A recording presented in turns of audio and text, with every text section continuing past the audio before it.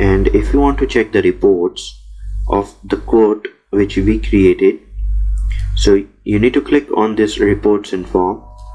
In the reports and form, we have this account receivables, and in accounts receivable we have this option that is quote register. So double click this option, and right now we have only one quote and the number is 7575 on 10th of August, and that is a good through at end of this month, and the customer is carry 4 and the total amount of that quote that is 77,300. So this is how we can check the report of the quote in Sage 50 Accounting. And if you want to convert this information into a PDF file, into an Excel, so you can use these options.